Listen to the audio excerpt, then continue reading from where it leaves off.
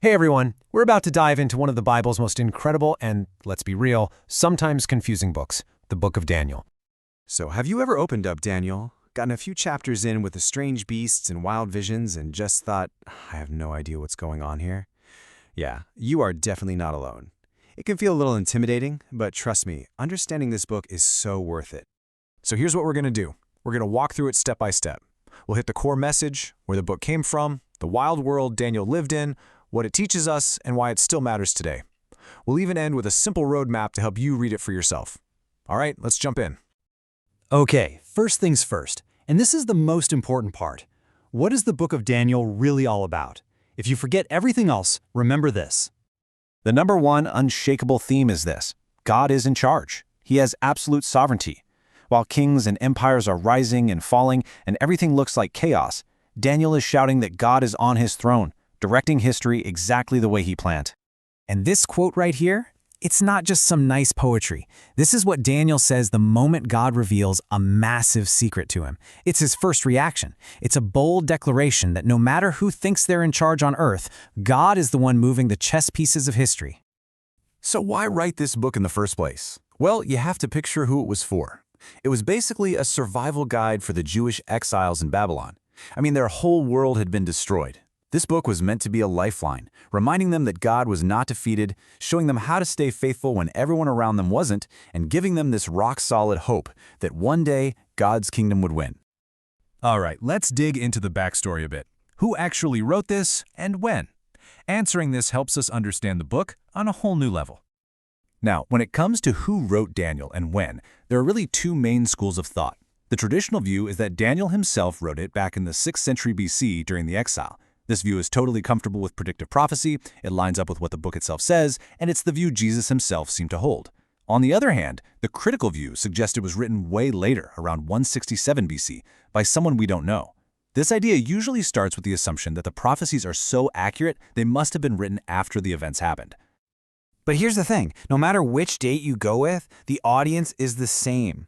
It's for the Jewish people living as exiles, facing this constant, intense pressure to just give up, to blend in, to compromise their faith. The stories in Daniel were their blueprint for how to stand firm. Okay, now let's talk about the world Daniel lived in. To really get this book, you have to understand the history, the culture, and even the kind of literature it is. I mean, Daniel lived through some of the most dramatic events in history.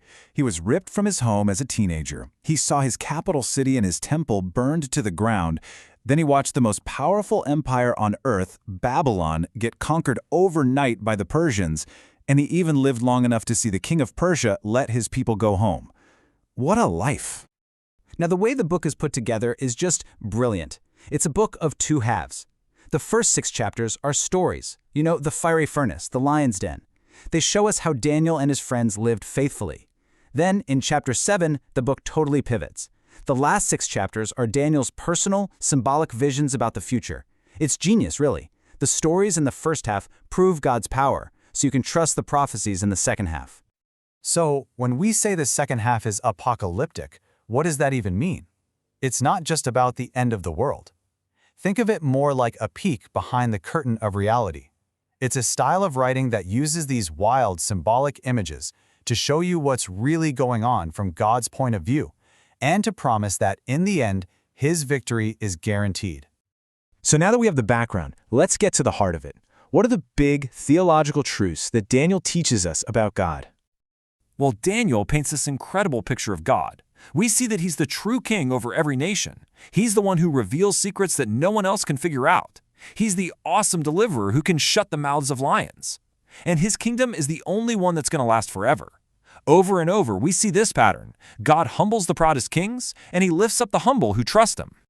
And for Christians, Daniel is just filled with these amazing sneak peeks of Jesus. He's the stone that smashes all human kingdoms. He's the Son of Man who receives an eternal kingdom. That's a title Jesus used for himself all the time. And he's the Messiah who is prophesied to be cut off. It's incredible. Centuries before Jesus was even born, Daniel was pointing right to him. Okay, this is all fascinating history, but why does a 2,500-year-old book still matter to us, right now, today? Well, maybe the biggest reason is that Jesus himself told us it matters. I mean, when he was teaching his disciples about the future, he didn't just mention Daniel. He specifically said, spoken of by the prophet Daniel. He put his stamp of approval on it and basically told all of his followers, hey, you need to pay attention to this book. And the messages in Daniel could have been written yesterday. It shows us that it's possible to live with integrity even when our culture pushes against our faith. It's a constant reminder that God is in control no matter how crazy the headlines get. And it gives us this incredible, solid hope that God's victory is the final word, and that there's even a resurrection waiting for us. All right, last thing. To help you jump into the book for yourself, here is a super simple roadmap to how it's all laid out. Just remember those two halves we talked about. It's the easiest way to read it. Start with the stories in chapters 1 through 6, then move on to the visions in chapters 7 through 12. In that first half, you get all the classics. You've got Daniel saying no to the king's food, the mind-blowing miracle in the fiery furnace, the creepy writing on the wall, and of course, Daniel hanging out with lions and being perfectly fine.